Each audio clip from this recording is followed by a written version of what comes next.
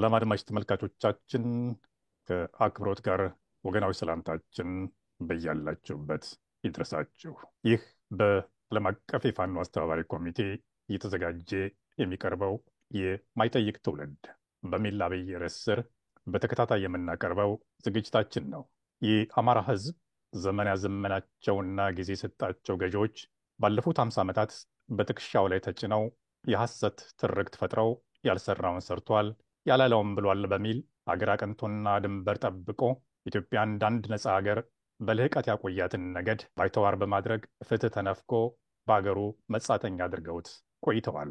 ይህም የሆነው መጠየቅ የሚገባው ትውልድ ባለመጠየቁ በኢትዮጵያዊነት ተሸብበው ለማንነቱና ለህልውናው ሳይታገልህ በመቆየቱ ነው። ዛሬ ዕድሜ ለፋኖ የህልውናውን ትግል አርማ ከፍ አድርጎ በማውለብለብ ትግሉን ወደ አዲስ ምዕራፍ አሸጋግሮታል። ይህ ዝግጅታችን የተዛባ ታሪክን በማቃናት አማራው ለህልውናውን የሚያደርገውን ትግል በመረጃና በማስረጃ የተደገፈ ዝግጅት ማቅረብ ነው። በዛሬው ዝግጅታችን የዘወትር ተባባሪያችን አቶ ተክሌሻው የብአዴን ጸረ አማራነትና በአማራው ህዝብ ላይ ያደረሰው እልቂት በሚል ርዕስ አንድ ዝግጅት ይዘውልን ይቀርባሉ። በዝግጅታችን መጨረሻ የማዳበሪያ ሀሳቦች ይኖሩናል። አብራችሁን ቆዩ። ጋሽ ተክሌ መድረኩ ያንተ ነው፣ መቀጠል ትችላለህ። አመሰግናለሁ ዶክተር ጋሻው። የማይጠይቅ ትውልድ መወያ ርዕሳችን ቀደም ሲል በዶክተር ጋሻው እንደተገለጸው የማይጠይቅ ትውልድ የብአዴን ጸረ አማራነትና በአማራ ህዝብ ላይ የደረሰው የዘር እልቂት የሚል ዋና ርዕስ አለን።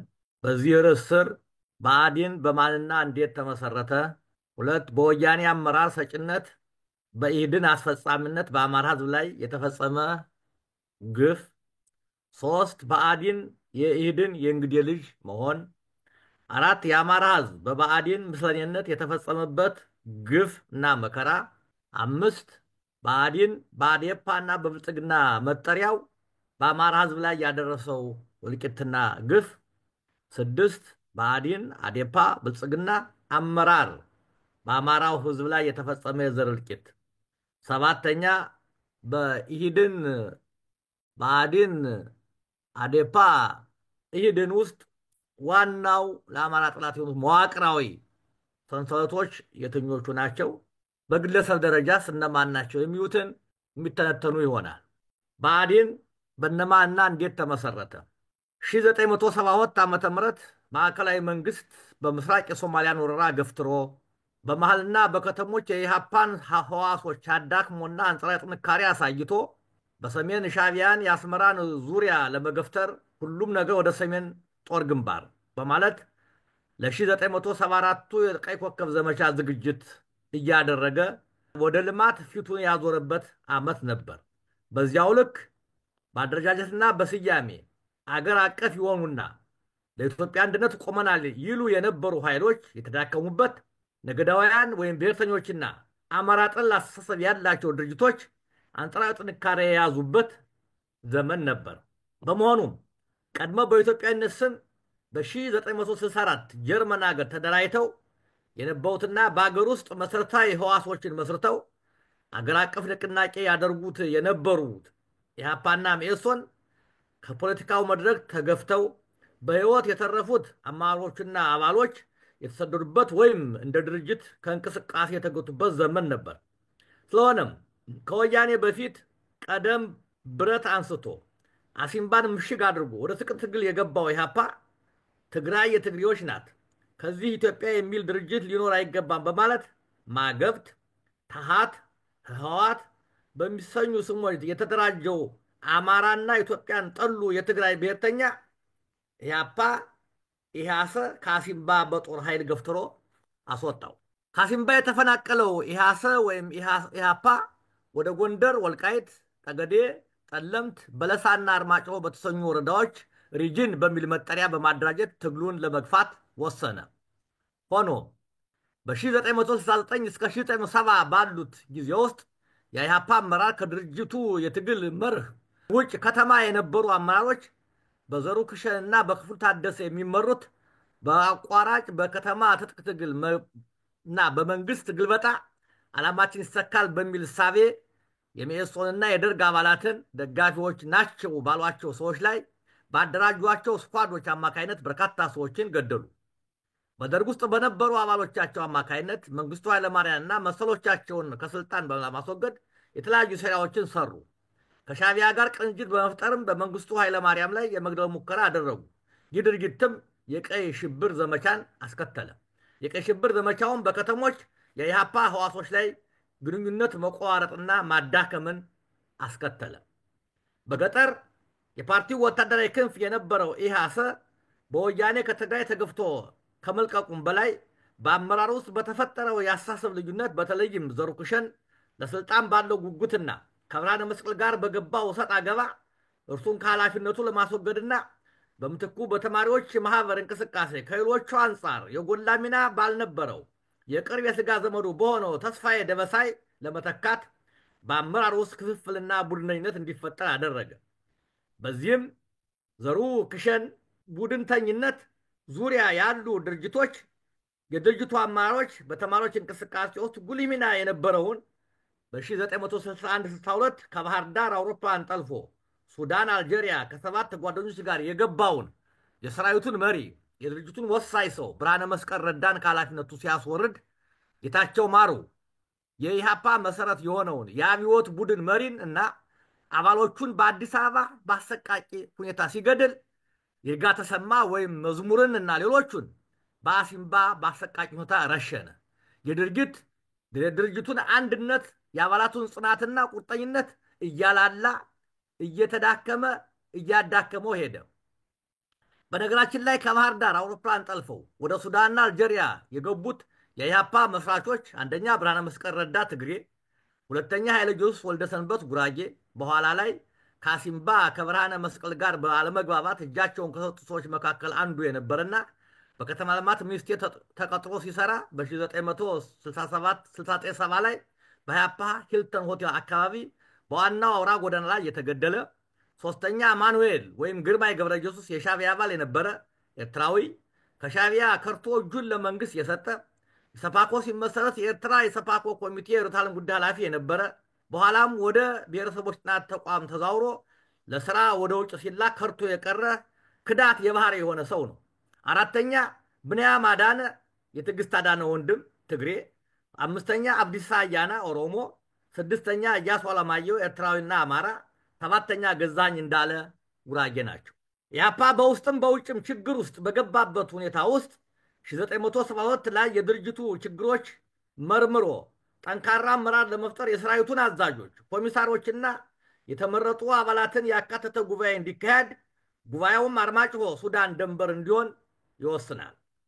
ይህ ሲወሰን የኢሃፓ ሰራዊት የሚባለው በ4 ሪጅኖች የተደራጀ ሆኖ ድርጅቱን እንደ ድርጅት የሚመሩት 2 ከፍተኛ መዋቅሮች ነበሩት። እነዚህም ጠቅላይ የፓርቲ ኮሚቴ ጠፓኮ እና ጠቅላይ ወታደራዊ ኮሚቴ ጠዋኮ የሚባሉ ናቸው። እነዚህ ወሳኝ መዋቅሮች የያዙት በትግሬ ተወላጆች ነው።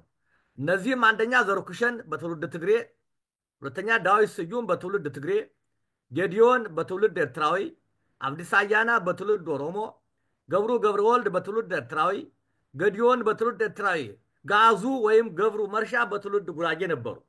እነዚህ ከፍተኛ የፖለቲካና ወታደራዊ አመራሮች የጉባኤው ተሳታፊ ለመሆን ወይም ድርጅቱን አፍርሶ ለመሰደድ የሚያስችላቸውን ስልት ቀየሱ።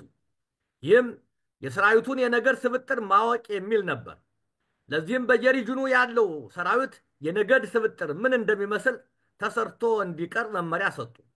በሰጠው መመሪያ መሰረትም የሰራዊቱ የነገድ ስብጥር አማራው ከጠቅላላው ሰራዊት ውስጥ 80% መሆኑ እውን ሆነ።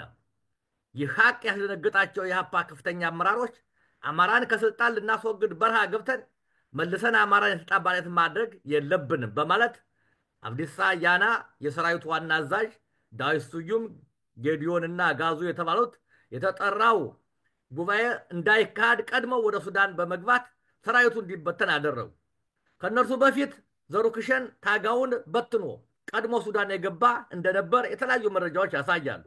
ኢሃፓን ታጋው ሳይከዳው መሪዎቹ ታጋውን በረሃ ላይ ጥለውት ስደት የሄዱበት ዋና ምክንያትም የአመራሩ ወሳኝ ሰዎች አማራ ጠል ከመሆናቸውም በላይ በኢትዮጵያ ታሪክ ውስጥ ተከሰቱ ለሚባሉ አሉሽ ችግሮች ሁሉ ተጠያቂ አማራ ነው ብለው የሚያምኑ በአብዛኛው የአመራሩ አባሎች የትግራይ ተወላጆች መሆናቸው ነው። ለዚህም ወያኔ በአማራ ላይ ያለው ጥላቻ የቱን ያህል የከረረና የከፋ መሆኑን በ1968 የጻፉትን የድርጅቱን ፕሮግራም የኤርትራ ህዝብ ትግል ከየት ወደ የት በሚል ርዕስ በመለስ ዜናዊ የተጻፈው መጽሐፍ የአቶ ገመድህን አርአያን ቃለ ምልልሶች የወያኔ ገበና ሲጋለጥ ሲል አቶ ጌታቸው ረዳ የጻፈውን ገሃዴ ቁጥር 1 ቁጥር 2 የተባለውን በአሰግድ ገብረስላሴ የጻፉትን ምጽአተ አማራ ታደግ ወዘተ መመልከት ያሻል። ከዚህ ሁሉ በላይ ወያኔ በ27 ዓመት ስልጣኑ በአማራ ህዝብ ላይ የፈጸመው የዘር ጥፋት ማጥፋትና የዘር ማጽዳት ወንጀል ስፋትና ጥልቀት የቱን ያህል የከፋ እንደሆነ ስናስታውል ወያኔ ምን ያህል ጸረ አማራና አማራ ጠል እንደሆነ በተጨባጭ እንረዳለን። የዚህ ሁሉ ዋናው መሳሪያም ብአዴን የተባለው የባንዳ ስብስብ ነው። የኢህአፓ ወታደራዊና ፖለቲካዊ መሪዎች የድርጅቱን ችግሮች መርምሮ መፍትሄ በመስጠት የተሻለ ድርጅታዊ ቁመና ፈጥሮ ለመንቀሳቀስ እንዲችል የተጠራውን ስብሰባ ወይም ጉባኤ እንዳይካሄድ ከማድረግ አልፈው ሰራዊቱን በትነው ወደ ሱዳን መሸሻቸው የኢህአፓ ሰራዊት ከሁለትና ከዚያም በላይ ከፈለው። አብዛኛው ወደ ውጭ ሰደደ፣ ሌላው እጁን ለመንግስት ሰጠ። የተወሰኑት ትግሉ መቀጠል አለብን ብለው ለትግል ቆረጡ። ለትግል ከቆረጡት መካከል በደብተራው ጸጋዬ ገብረመድህን የሚመራው ወያኔ የስልጣን እስከያዘ ድረስ መሰረቱን ቋራና መተከል በማድረግ ታግሏል። በዚህም የጣና በለስ የመስኖ መሐንዲሶች የወርትን 4 ጣናዎች በማገት የመስኖ ስራው እንዲቋረጥ አድርጓል። የጣሊያን መንግስት ታጋሾቹን ለማስለቀቅ 2 ሚሊዮን ዶላር የድርጅቱ የውጭ ግንኙነት ኃላፊ ለሆነው ኢያሱ አለማየሁ በመስጠት አስለቅቋል። ሁለተኛው መታገል አለብን ብሎ የወሰነው ከበለሳና ከጠለምት ሪጅን የተወጣጣው 37ዎችን የያዘው ቡድን ነው። የዚህ ቡድን አባሎች ያሬድ ጥበቡ ጀቢሳው የሰሜን ሸዋ ተወላጅ፣ ታምራት ላይኔ ጌታቸው ማሞ በአባቱ ደቡብ የሆነ አዲስ አበባ ተወልዶ ያደገ፣ 3 በረከት ስምዖን አንበርብር ኤርትራዊ፣ አዲሱ ለገሰ ዘውዱ የሐረር ቆቱ፣ ተፈራ ዋልዋ ሲዳማ፣ ካሳ ተክለ ብርሃን ትግሬ አገው፣ ህላዊ ዮሴፍ ትግሬ፣ ሙሉ ዓለም አበበ ጎንደሬ ቅማንት፣ አያሌው ከበደ አማራና ታደሰ ጥንቅሹ ትግሬና አገው፣ ብርሃኑ ኃይሌ ወንዶሰና ዋና ዋናዎቹ ናቸው። ይህ ቡድን ትግሉን እንዴት መቀጠል እንዳለበት ባደረገው ውይይት ወደ ህወሓት ጥገኝነት መጠየቅና ከነርሱ ጋር ግንባር በመፍጠር ኢትዮጵያዊነትን፣ አማራንና ኦርቶዶክስ ሃይማኖትን ለማጥፋት ቆርጦ ከተነሳ ወያኔ ጉያ ወዶ ገባ። በነገራችን ላይ ኢህአፓ ለኢትዮጵያ ፖለቲካ ባህል ባዕድና አፍራሽ የሆኑ የሚከተሉትን አውርሷል። አንደኛ፣ አማራ ጠል አስተሳሰብና አመለካከትን። ዋልዲ መኮንን ምግቡ የአማራ፣ ልብሱ የአማራ፣ ሃይማኖቱ የአማራ፣ ወጡ የአማራ ሲል አማራ ጠልነቱና ሌሎች ነገዶች በአማራ ላይ ታጥቀው እንዲነሱ ማወጁ ነበር። የሆነውም ይሄው ነው። 2 ነገዳዊነትን በኢትዮጵያ ፖለቲካ ታሪክ ውስጥ የብሔር ፖለቲካን ወደ ማህበረሰቡ ውስጥ ያሰረጸው ኢህአፓ ነው። 3 ለኤርትራ መገንጠል ከኢትዮጵያ መለየትን ቀድሞ የሰጠ ኤርትራ እንድትገንጠል አስቀድሞ እውቅና የሰጠው ኢህአፓ ነው። ይህንም በድርጅቱ ልሳን ዲሞክራሲያ ቁጥር 73 ላይ በግልጽ አስፍሯል። ከዚህም በላይ ብርሃነ መስቀል ፍልስጤም በሄደበት ወቅት ለሻዕቢያ አባሎች የኤርትራ መገንጠል እንደሚደግፍ አስቀድሞ አሳውቋቸዋል። እናት ሀገር የኢህአፓ እንቆቅልሽ የሚለውን በዶክተር አያሌው መርጊያው ጉበና በድርጅቱ የኢህአሳ አባል የተጻፈውን ማየት ለዚህ በቂ ማስረጃ ነው።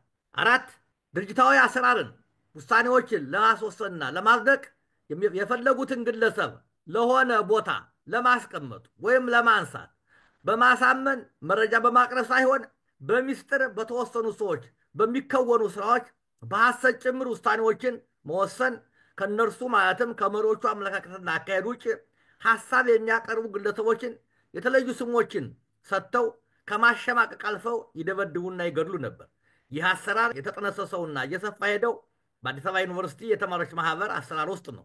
በኋላ ለይቶላቸው ኢህአፓና ኦነግ የሆኑ ግለሰቦች በዩኒቨርሲቲ ማህበር ውስጥ የነሱ ሐሳብ በብቸኝነት የበላይ ሆኖ እንዲወጣ በተማሪው መካከል ከነርሱ ሐሳብ ውጭ የሚያራምዱትን ለማወቅና ቀድመው ለማሸማቀቅ የሚችሉ ክሮኮዳይል ሶሳይቲ የአዞ ማህበረሰብ በሚል የህቡ መጠሪያ የሚንቀሳቀስ ቡድን አደራጁ። ይህ ቡድን የማህበሩ መሪዎች ከሚያራምዱት ውጭ ሐሳብ የሚሰነዝሩ ተማሪዎች ሳቦተር፣ ነጭለባሽ፣ ሰላይ በማለት ሐሳባቸው ሌሎች እንዳያዳምጡ የሚያደርጉና ሲመቸውም የሚደበድቡ ነበሩ። ከዚህ የአዞ ቡድን አባላት ከነበሩት መካከል ብርሃነ መስቀል ረዳ፣ ዳዊት ስዩም፣ ዘሩ ክሸን፣ ገብሩ ገብረ ወልድ ዋነኞቹ ናቸው። ዛሬ ሀገራችን ድርጅታዊ ስራና ተቀናቃኞችን አሳዶ መግደልና አንገት ማስደፋት የሚለውና ሐሳብና አሰራር በአዲስ አበባ ዩኒቨርሲቲ ተማሪዎች ማህበር እና በኋላም በየፓ አሰራር የተከተልና አገርና ህዝብ አጥፊ አሰራር ነው። 1972 ወያኔ የተከዜን ወንዝ ተሻግሮ ጎንደር መሬትን የረገጠበት ወቅት ስለነበረ የእሱን ዓላማና ፍላጎት የሚያራምድ በሱ ስር የሚውል ድርጅት ለመመስረት ከዝግጅት አልፎ ፕሮግራም ጽፎ ያን ተግባራዊ የሚያደርጉ ሰዎችን በማፈላግ ላይ ተጠምዶ ነበር። በዚህ መሰረት የመጀመሪያው የወያኔ የአማርኛ ተናጋሪ የወያኔ ክንፍ ሆኖ ለማገልገል በወያኔ የተዘጋጀውን ፕሮግራም የተቀበለውና ሰዎችን ለማደራጀትና ኃላፊነት የወሰደው አንዳርጋቸው ጽጌ ነበር። ይህን ሀቅ ገብሩ አስራት ሉዓላዊነትና ዲሞክራሲ በኢትዮጵያ በሚለው መጽሐፍ ላይ መመልከትና ማረጋገጥ ይቻላል። አንዳርጋቸው ኃላፊነቱን ለመወጣትና የወያኔ ታዛዥ የሆኑ ሰዎችን ለመመለል ሱዳን ቢሞክርም የፈለገውን ያህል ማግኘት ባልቻለበት ወቅት ራሱን ለግርድና ያዘጋጀ የተደራጀና የትጥቅ ትግል ተመክሮ ያለው የኢሃፓው ፍንካች በያሬድ ጥበቡ የሚመራው ኃይል ከወያኔ እጅ ሰተት ብሎ ገባ። ገንፎ ሲያምርበት ተንከባሎ ቅቤ ማሰሮ ውስጥ ይገባል የሚባለው አባባል ለወያኔ ህዋት እውን ሆነለት። ከኢሃፓ ወጥተው ወደ ወያኔ ለአሽከርነት ወደው የገቡትን ስብስቦች ኢህድን ማለትም የኢትዮጵያ ህዝቦች ዲሞክራሲያዊ ንቅናቄ የሚል መጠሪያ ሰጥተው በ1973 ዓ.ም ህዳር ወር ላይ ወደ አማራ ህዝብ አስርገው አስገቧቸው። በነገራችን ላይ ኢህድን በግዕዝ አይድንም ማለት ነው። ሁለተኛ በወያኔ አመራር ሰጭነት በኢህድን አስፈጻሚነት በአማራ ህዝብ ላይ የተፈጸመ ግፍ እንግዲህ ኢህድን የሚባለው ድርጅት ላይ አማራ የተደረገብንም አንድ ባንድ የሚጠቁም ነው። በወልቃይት ጠገዴ ጠለምት ህዝብ ላይ የዘር ማጥፋትና የዘር ማጥፋት ዓለም አቀፍ ወንጀል እንዲፈጸም አድርገዋል። በዚህም ወረዳዎች ነዋሪ የነበሩ ከ2000 በላይ ሰዎች ስማቸውና ማንነታቸው የታወቁ ተገድለዋል። ንብረት ተዘርፏል። ተወላጆቹ ተፈናቅለዋል። የወያኔ ታጣቂ እንዲሰፍሩበት ተደርጓል። የዳንሻ የጂቲዜድ የተሰራውና አሮራ በመባል የምታወቀው መንደር የወያኔ ታጣቂዎች የነበሩትን ከውትድርና በተለያዩ ምክንያቶች ተነስተው በአማራ ምድር ላይ በአቅኒነት የሰፈሩ ትግሬዎች ናቸው። ይህን ያስፈጸመው ኢህድን ነው። ከ1972 እስከ 83 ባለው ጊዜ ውስጥ በወረራ የያዟቸውን ከተሞችና መንደሮች የቤት መዝጊያዎችን እና መስኮቶችን፣ የውሃና ኤሌክትሪክ ቆጣሪዎችን፣ የቤት ክዳን ቆርቆሮዎችን፣ መንቀሳቀስ የሚችሉ የቤትና የቢሮ ዕቃዎችን ተነቃቅለው ወደ ትግራይ፣ ሱዳንና ኤርትራ እንዲገቡ አድርገዋል። በከተሞችን የሚገኙ ሆስፒታሎች፣ ጤና ጣቢያዎችና መድኃኒት ቤቶችን ዘርፈው ወስደዋል። ይህንም በኢትዮ ኤርትራ ጦርነት ወቅት ወያኔ በኢህድን ትብብር ከአማራና ከሌሎች ክልሎች የተዘረፈውን መድኃኒት በወያኔ የመጀመሪያዎቹ ዓመታት የጤና ጥበቃ ሚኒስቴር በሆነችው ዶክተር አዳነች ኪዳነ ማርያም የዶክተር መኮንን ቢሻው ባለቤት የነበረች አማካይነት መድኃኒቱን ወያኔ ለኢትዮጵያ ሕዝብ ሽጦ ለትግራይ ልማት አውሎታል፣ ወይም ባለስልጣኖቹ ተከፋፍለውታል። ህዝቡም አንድን መድኃኒት 3 እና 4 ጊዜ እንዲገዛ ተገዷል። አዲስ አበባን እስኪቆጣጠሩ ከተቆጣጠሩም በኋላ መብራት እያጠፉ መጓጓዝ የሚችልን የመንግስትና የህዝብ ሀብት አዘርፈዋል። በዚህ መሰረትም በዛሬው የአማራ ክልል የሚባሉት 4ቱን ጠቅላይ ግዛቶች ቀድመው ወረ የያዟቸው በመሆኑ በባንክ የሚገኝ የመንግስት፣ የህዝብ፣ የአምራች ህብረት ስራ ማህበራት፣ የወጣቶች ማህበራት፣ የሴቶች፣ የሰራተኞች፣ የገበሬዎች ማህበራት ጥሬ ገንዘብና ተንቀሳቃሽ ንብረት እንዲዘረፍ አድርገዋል። ለምሳሌ ቆላ ድባ የሚገኘው ወጣቶች ማህበር፣ ጎጃም የየት ኖራ ገበሬዎች ህብረት ስራ ማህበር ንብረት ዘርፈው ወስደዋል። በጣሊያን የደም ካሳነት ከተገነቡት ተቋሞች መካከል አንዱ የሆነውን የጎንደር ኤሌክትሪክ ማመንጫ ጀነሬተር ከ50 ዓመት አገልግሎት በኋላ ተነቅሎ ብዘት አድዋ እንዲተካ አድርገዋል። በተመሳሳይ ሁኔታ ለጎንደር ጎጃም አውራ ጎዳና ድንጋይ መፍጫ የነበረውን ማሽን ወደ ትግራይ ወስደዋል። ተፈጥሮን ለመከላከልና ለማፈርን ለመጠበቅ ሲባል በምግብ ለስራ አማካይነት በ4ቱ ጠቅላይ ግዛቶች ተተክለው የነበሩትን የባህር ዛፍ ደን በመመንጠር ወደ ሱዳን፣ ትግራይና ኤርትራ እንዲኬድ አድርገዋል። ከሁሉም በላይ የደርግ ንክኪ በማለት የነቁ የአማራ ልጆችን አስገድለዋል፣ አሳስረዋል፣ አሰቃይተዋል። በዚህ ሁሉም አማራ የኢኮኖሚና የማህበራዊ ችግሮች ሰለባ እንዲሆን አድርገዋል። ኢሰፓ ከ70,000 አባላት በላይ የነበሩት ህብረ ብሔራዊ ድርጅት እንደነበር ይታወቃል።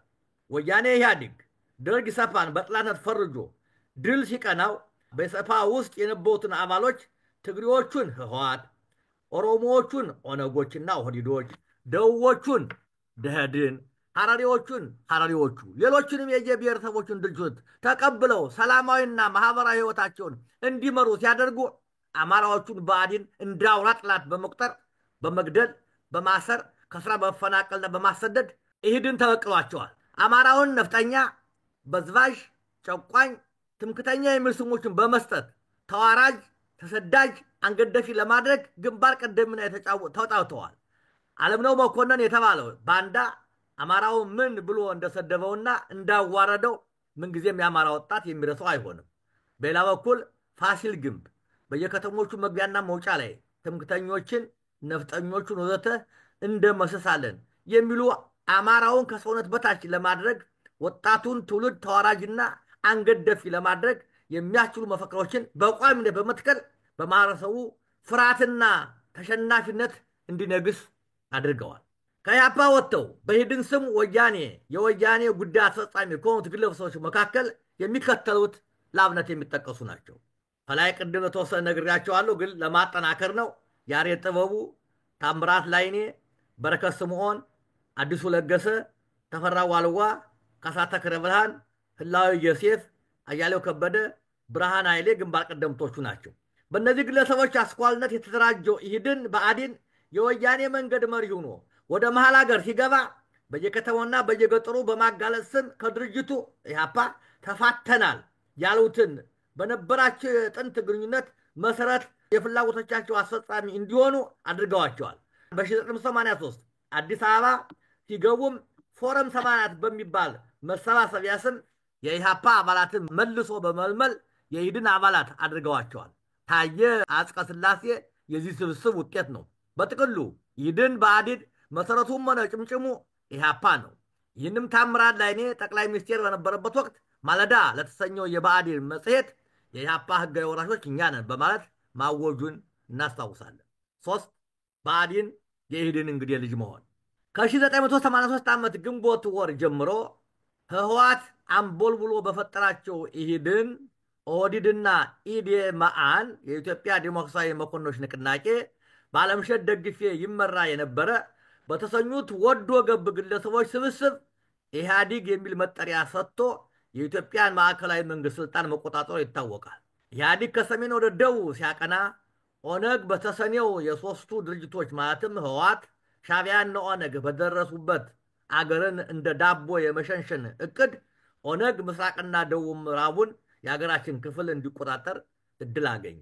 በዚህ እድሉም ገና የድርጅቱ ሲጠነሰስ ጀምሮ አማራውን በቅኝ ገዥነት፣ በጨቋኝነት፣ በነፍጠኝነት፣ በትምክተኝነት፣ በወራሪነትና በጨፍላጭነት በመፈረጅ የኔ ከሚለው የኢትዮጵያ አካል ውስጥ የማጽዳትና የማጥፋት ዓላማ ሰንቆ የተደራጀ በመሆኑ ከ1983 እስከ 86 ባሉት ዓመታት ውስጥ በምዕራብ ወለጋ ግንቢና ቀለም፣ በምስራቅ ወለጋ በሐረርጌ፣ ጋራ ሙለታ፣ ወተር፣ በደኖ፣ ድሬዳዋ፣ ገለምሶ፣ በል፣ በቲ፣ መቻራ፣ ወፌ፣ ከተራ፣ ደረኩ፣ ምጨታ፣ አርባ ጉጉ፣ አጋርሎ፣ ቤንች ወዘተ አማሮችን በማንነታቸው እየለዩ ገፍ ገደሏቸው፣ አሰሯቸው፣ አሰቃዩቸው።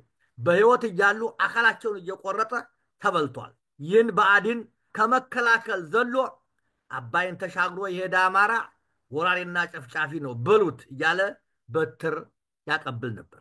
ይህ የህዝብ እልቂት ያሳሰባቸው ፕሮፌሰር አስራት ወልደየስ የአማራውን መከራና ስቃይ ለዓለም ማህበረሰብ ለማሰማትና ግድያውን ለመግታት እንዲቻል መሃድ የተሰኘ ድርጅት 1984 ዓ.ም መሰረቱ።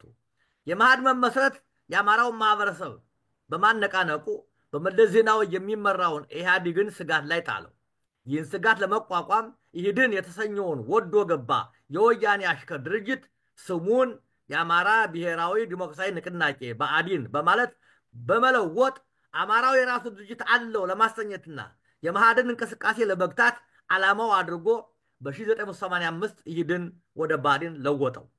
ሁለተኛው የኢህድን ወደ ብአዴን መለወጥ መሰረታዊ ምክንያት ሆኖ የሚጠቀሰው አገሪቱ በቋንቋ መስፈርት ተሸንሽና ምድር ራሱ የቋንቋ ማንነት መግለጫ ተሰጥቶት በ14 ክልሎች ተከፋፍሎ ስለነበር የአማራ ብሔራዊ ክልላዊ መንግስት የሚለውን በህወሓት ምስለኔነት የሚገዛ ቡድን በአማራ ስም መደራጀት አስገዳጅ ምክንያት ሆኖ መከሰቱ ምክንያት እንደሆነ ይታመናል።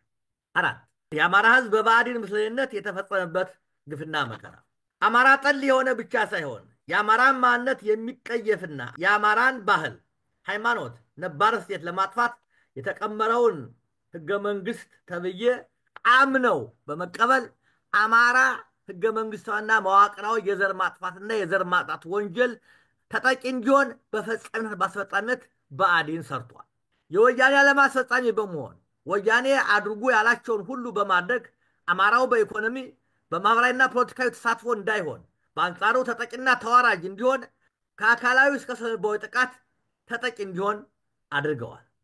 የመሬት ድልድል በሚል የዘመቻ ስም ሰጥተው አማራን የማጥፋትና አንገት የማስደፋት ዘመቻ ግንባር ቀደም ዘማቾች በመሆን አራሹ አማራ መሬት እንዳያገኝ የነበረውን እንዲያጣ የደርግ ንክኪ በሚል ስበብ ልዩ ልዩ ጫናዎችን በማሳደር ተማሮ አካባቢ ለቆ እንዲወጣ አድርገዋል።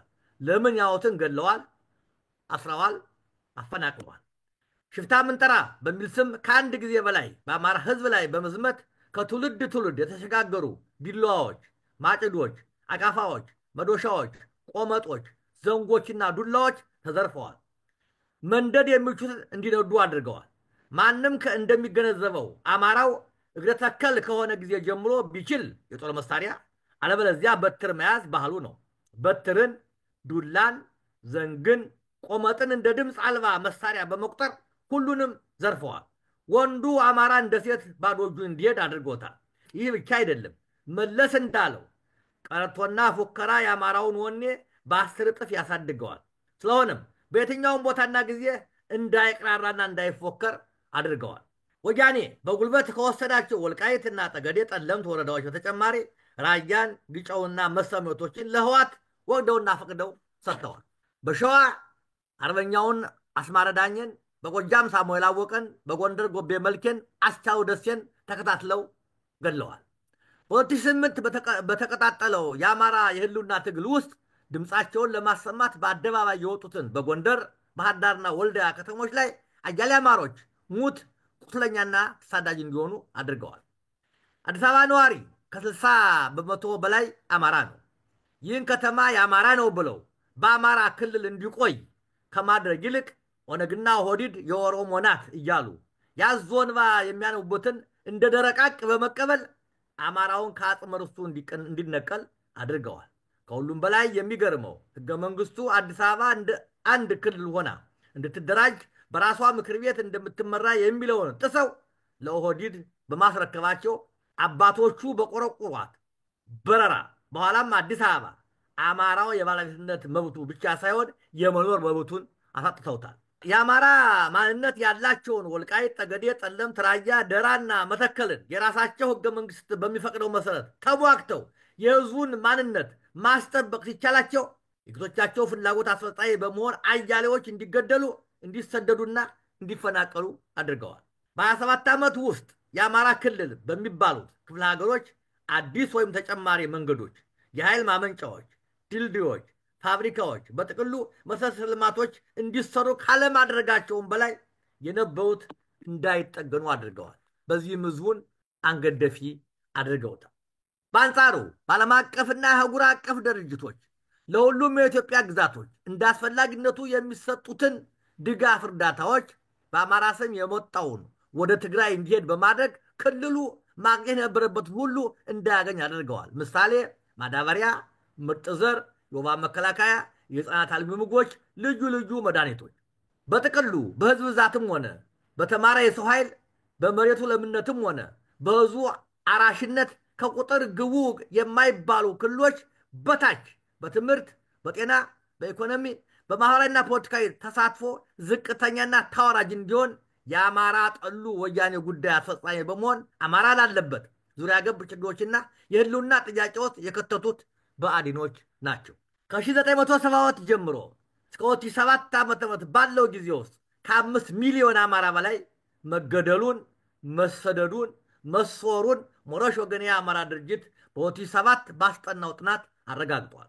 የዚህ ጥናት ትክክለኛውነቱን በሶስተኛው የቤቶች ህዝብና ቆጠራ 2.4 ሚሊዮን አማራ መጥፋቱን በብሔራዊ ስታቲስቲክስ ኃላፊ በነበረችው የሐረሪዋ ተወላጅ ለፓርላማ በሪፖርት ተገልጿል። በወሊድ ቁጥጥር ስበብ የአማራ ወላድ እናቶችና ወጣቶች የሚያመኩንን ክልሎችን በሕግ ሽፋን በስፋት በማሰራጨት አማራው ትውልድ አልባ እንዲሆን ተደርጓል። ይህን በተመለከተ የአማራው ንቅናቄ በየጸበል ቦታው በመዘዋወር በወሊድ መቆጣጠሪያ መርፌ ምክንያት መውለድ ያልቻሉ እናቶችን አነጋግሮ ለሕዝብ ይፋ ማድረጉ ይታወቃል። የአማራውን ሕዝብ ቁጥር በወሊድ ቁጥጥር ሰበብ ለመቀነስና አናሳ ለማድረግ በመላ አገሪቱ ከተሰራው ስራ ውስጥ አማራው ክልል 97 በመቶ ሲሆን በሌሎች ክልሎች ከ30 በመቶ አላለፈም። ይህም ሆን ተብሎ ታቅዶና ታልሞ በአማራ ላይ የዘር ማጥፋት የተፈጸመበት መሆኑ ሌላው ማሳያ ነው። ይህን ደግሞ የተሰራው በብአዴን አመራር ነው። ብአዴን የአማራን ህዝብ ነቀርሳ ነው። ይህ ነቀርሳ ተቆርጦ ካልተጣለ አማራ ማህበራዊ ሰላም አያገኝም። ኢኮኖሚያዊ ብልጽግና የሚታሰብ አይሆንም። ይህም በመሆኑ ይህን አማራ ጠል የጠላት ምሳር ቆርጦ መጣል የህልውና ትግሉ ኃላፊነት። 5 ብአዴን በአዴፓና በብልጽግና መጠሪያው በአማራ ህዝብ ላይ ያደረሰው እልቂትና ግፍ። ብአዴን እንደወዶ ገባ ውሻ ስሙን እየቀያየረ በአማራ ህዝብ ላይ ያደረሰው የዘር እልቂት፣ የኢኮኖሚ ድቀት፣ የማህበራዊና የስነ-ልቦና ስብራት እጅግ ዘግናኝና አሰቃቂ ነው። ብአዴን ልክ እንደ ፈጣሪው ወያኔ በአንድ ስም ወይም መጠሪያ ጸንቶ አያውቅ። ወያኔ ትግል ለመጀመር ደደቢት ሲገባ መጠሪያው ማገብት ነበር። ማገብት ማህበረ ገስገስ ብሔር ትግራይ ማለት ነበር። በረሃ በገባ በጥቂት ዓመታት ውስጥ ደግሞ በ1968 ዓ.ም መጠሪያውን ተሃት ተጋድሎ ሓርነት ህዝብ ትግራይ ብሎ ለወጠ። ከተወሰኑ ዓመታት በኋላ ደግሞ መጠሪያውን አሁን የያዘውን ህወሓትን ህዝባዊ ወያኔ ሓርነት ትግራይ በሚል ለወጠ። በተመሳሳይ ሁኔታ ብአዴን መጀመሪያ ይህድን፣ ቀጥሎ ብአዴን፣ ከዛም አዴፓ ብሎም ብልጽግና በሚል ለወጠ። ይህ ሁሉ መልከጥፉ በስም ይደግፉ ከመሆን ያለፈ ትርጉም የለውም። ዋና ተግባሩ በ1973 ዓ.ም በወያኔ ተጠፍጥፎ ከተሰራበት መዋቅርና ዓላማ የተለየ ተግባር ሰርቶ አያውቅ። ጥንትም የአማራ መቁረጫና መፍለጫ እጀታ ነበር። ዛሬም ከእጀታነት በተጨማሪ ወፍጮና መጅ መከስከሻ ድዥኖ ሆኖ አማራን እየቆረጠ እየፈጨና እየከሰከሰ ያለ ጸረ አማራ ስብስብ ነው። 6 ብአዴን አዴፓ ብልጽግና አመራር በአማራ ላይ የተፈጸመ ዘርና እልቂት። በአማራ ወጣት መስዋዕትነት 1910 ዓ.ም የተገኘውን ለውጥ ለኦነግ ኦህዴድ አሳልፎ በመስጠት አማራው ካለፉት 27 ዓመታት የወያኔ አገዛዝ ከተፈጸመበት ግፍና እልቂት በከፋና በሰፋ መልኩ የዘር እልቂትና የዘር ማጽዳት ወንጀል እንዲፈጸምበት መሳሪያ በመሆን እያገለገለ ያለ አማራ ጠል ስብስብ ነው ብልጽግና የምንለው ዛሬ።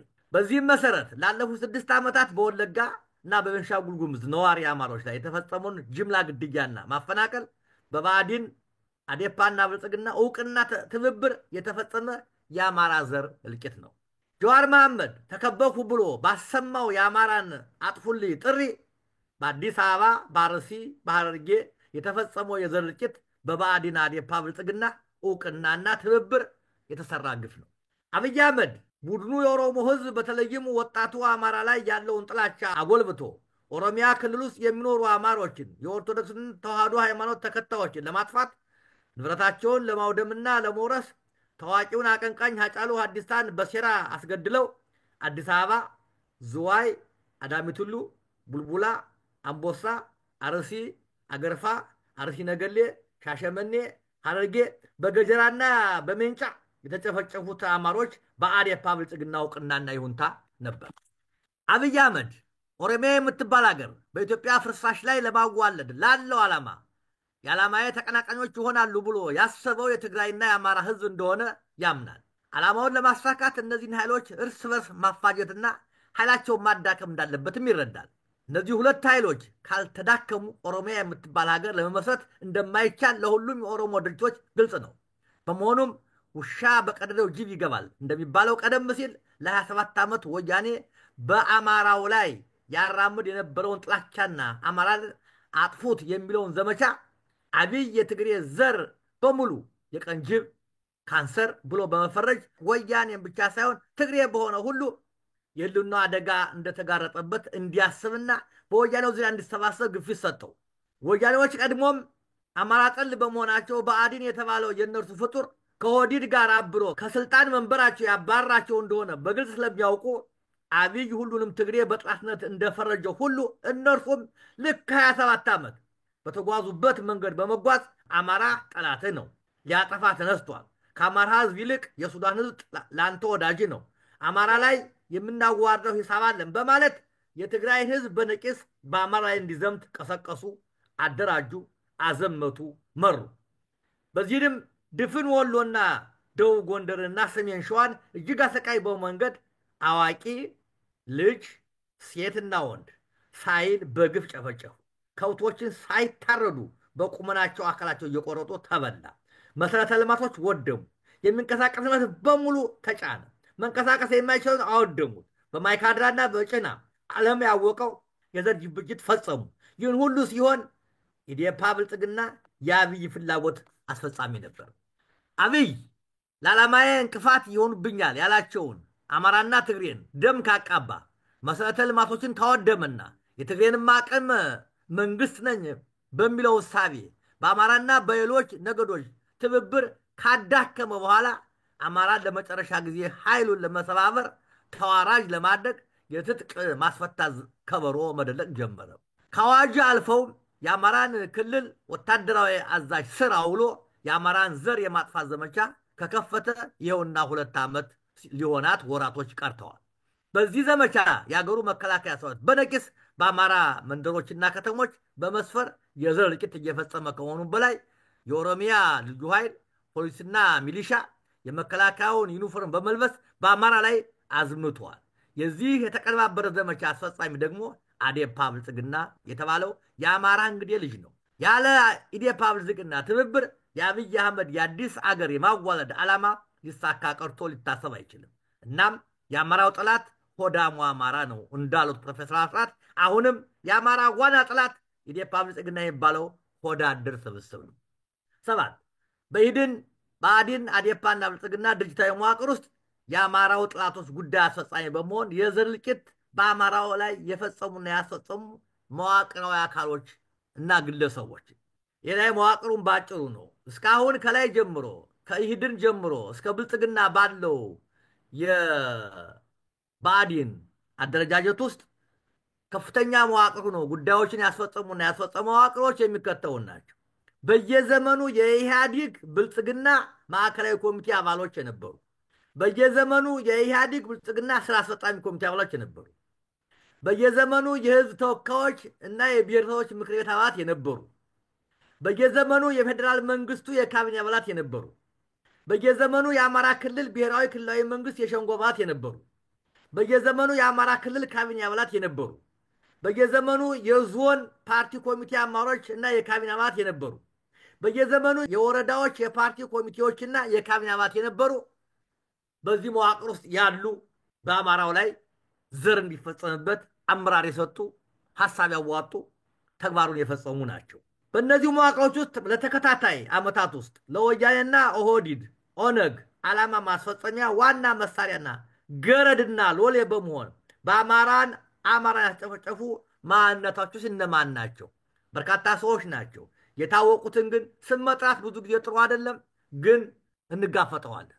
ዋና ዋናዎቹ የዚህ መዋቅር አካላት ሆነው ያገለገሉት ታምራት ላይኔ፣ አዲሱ ለገሰ፣ ተፈራ ዋልዋ፣ ደመቀ መኮንን፣ ታደሰ ጥንክሹ፣ በረከት ስምዖን፣ ዮሴፍ ረታ፣ አያሌው ጎበዜ፣ ህላዊ ዮሴፍ፣ ካሳ ተክለ ብርሃን፣ ገዱ አንዳርጋቸው፣ ይልቃል ከፋለ፣ ተመስገን ጥሩነህ፣ አገኘው ተሻገር፣ መላኩ አለበል፣ ብናልፍ አንዱዓለም፣ ላቃ አያሌው፣ አረጋ ከበደ፣ ዮሐንስ ቦያለው፣ ንጉሱ ጥላሁን፣ ጸጋ አራጌ፣ እንዳወቅ አብቴ፣ ዶክተር ስዩም መስፍን፣ ዶክተር በአምላኩ አስረስ፣ ዶክተር ስንታየው ወልደ ሚካኤል፣ ፈንታ ደጀን፣ ጌታቸው ጀንበር፣ ዶክተር ይናገር ደሴ፣ ዶክተር ንጉሱ ምትኩ፣ ወይዘሮ አየለች እሸቴ፣ መላኩ ፈንታ፣ ሻምበል ከበደ፣ ተፈራ ደርበው፣ ተፈራ ወንድማገኝ፣ ግዛት አብዬ፣ ቀለመወርቅ ምረቱ፣ ሲሳይ ዳምጤ፣ ሙሉቀን አየሁ፣ ዶክተር ጥላሁን መሐሪ፣ ዶክተር ሙሉቀን ግሹ እንዳላማው፣ ወይዘሮ ብዙአየሁ ቢያዝን፣ ወይዘሮ ወርቅ ሰሙ ማሞ፣ ብርሃኑ ጣዕም ያለው፣ ወይዘሮ ፋንታዬ ጥበቡ፣ ዶክተር መለሰ መኮንን፣ ዶክተር ታየ ጉልላቴ፣ አቶ ምስራቅ ተፈራ ወዘተ ዋና ዋናዎቹ ናቸው። አመሰግናለሁ። እናመሰግናለን ጋሽ ተክሌ ለሰጠህን ትምህርታዊ መግለጫ። ውይይቱን እንቀጥላለን። ቀደም ሲል ጋሽ ተክሌ ባነሳው በተለይም ደግሞ ኢህዴንን በሚያቋቁሙበት ወቅት ቀደም ብሎ አቶ አንዳርጋቸው ጽጌ በኢትዮጵያዊነት ስም አንድ ድርጅት እንዲያቋቁም ከተጠየቀ በኋላ ስያሜ ሰጥቶ ድርጅት ለማቋቋም ሞክሮ ነበር ከኢህዴን በፊት። ያ እንዳልቻለ ሲታወቅ ነው እነዚህ 37 የሚሆኑ የቀድሞ ኢህአፓ አባላት በአንድ ላይ ተሰባስበው በህወሓት ቡራኬ ኢህዴንን ማቋቋም የቻሉት። ከነዚህ 37 ሰዎች ሁለቱ ብቻ ነበሩ አማራዎች።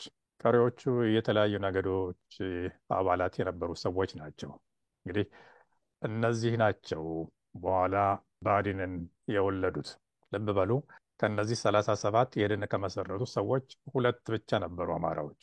በየትኛውም መመዘኛ እነዚህ የአማራ ተወካዮች ተደርገው ብአዴንን እንዲያቋቁሙና በስራ አስፈጻሚም ሆነ በማዕከላዊ ኮሚቴ ውስጥ ገብተው እንዲሰሩ ሊደረግ የሚገባ አንዳችም ምክንያትም አልነበረም። ግን የሆነው ያ ነው።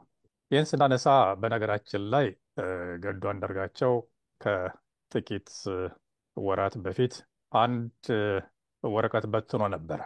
ያን በተመለከተ አንድ ነገር ማንሳቱ አስፈላጊ ይመስለኛል። የብአዴን ማዕከላዊ ኮሚቴ አባል የነበሩት አቶ ወንድወሰን ከበደ ከአንድ መገናኛ ብዙሃን ጋር በኢትዮጵያ አቆጣጠር የካቲት 2 2012 ላይ ባደረጉት ቃለ ምልልስ ስለ ገዱ ሲናገሩ ገዱ ኢህዴንን የተቀላቀለው ገና ጫካ በነበርንበት ወቅት ነው። እንዲያውም ትግራይ ሜዳ ላይ በተካሄደው የኢህአዴግ የመጀመሪያ ጉባኤ ወጣቶችን ወክሎ ንግግር ያደረገው ገዱ ነበር ያሉትን ማስታወሱ ተገቢ ይመስለኛል። እና ሐቁ ያ ሆኖ እያለ የውሸትና የጥፋት አባት የሆነው ገዱ ግን ከጥቂት ወራት በፊት በጻፈው የኑዛዜ ደብዳቤው ላይ ኢህአዴግን የተቀላቀልኩት በ1983 ዓ.ም ነው ማለቱን ያስታውሷል። ይህንንም ሲልም ደግሞ እኛ ኢህዴንን የተቀላቀልነው ሰዎች በኢህአዴግ ዓላማ እና ፕሮግራም አምነንበት ነው የሚል ነገር ነው። ልብ በሉ፣ በዛ ውስጥ ጸረ አማራ፣ ጸረ ኦርቶዶክስ አቋም ያለው ያንን ፕሮግራም አምነው የተቀበሉ ሰዎች ናቸው ዛሬ ለአማራ ተቆርቋሪዎች ነን፣ ለአማራ ህልውና እንታገላለን ብለው ከፋኖ ጋር ጎን ቁመናል እያሉ የሚያላዝኑት። ይህን ካልኩ ዘንድ ለቤቱ ትንሽ እድል እሰጣለሁ። በዚህ ጉዳይ ላይ የምንሰጠው አስተያየት ተጨማሪ ወይም በጥያቄ መልክ አንስተን ለመወያየት ይረዳናል ብለን የምንለው ነገር ካለ ልናነሳ እንችላለን። እኔ ጥያቄ አለኝ፣ አስተያየት ሳይሆን ጋሽ ተክሌም ሆነ ሌሎቻችሁ እንድትመልሱት የምፈልገው አንድ ጥያቄ። ጋሽ ተክሌ እንግዲህ በሰፊው ነው የሄድክበት፣ በጣም እናመሰግናለን። በመጀመሪያ ደረጃ ህወሓት እንግዲህ አማራ የሚወክሉ እነዚህ ናቸው ብሎ ኢህዴንን ባቋቋመበት በተለይ በመጀመሪያዎቹ እነ ታምራት ላይኔና በሌሎችም የሚመራው የኢሃፓ ቡድን ክልል 3ን ባህር ዳርን እንደተቆጣጠሩና ሌሎችም ዞኖችም ወረዳዎችን በዛ መልክ እንዳዋቀሩት ይታወቃል። ከዛ በኋላ ግን አሁንም ያልተለየን ኢህዴን፣ ብአዴን፣ አሁንም የአማራ ብልጽግና በአማራ ላይ ካደረሰው ተባባሪ ሆኖ ካደረሰው የዘር ማጥፋትና ማጽዳት በተጨማሪ በአማራ ላይ ያደረሰው የመከፋፈል በውስጡ ሽኩቻም፣ ጎንደሬ፣ ደቡብ ጎንደሬ፣ ጎጃሜ፣ የምስራቅ ጎጃሜ፣ የምዕራብ ጎጃሜ፣ ወሎ፣ ሸዋ እያለ ያደረሰው መከፋፈል፣ አማራውን በመከፋፈል አንድ ሆኖ እንዳይነሳ ባደረገው ላይ እንዲያው ተጨማሪ ሀሳብ ብትሰጥበት።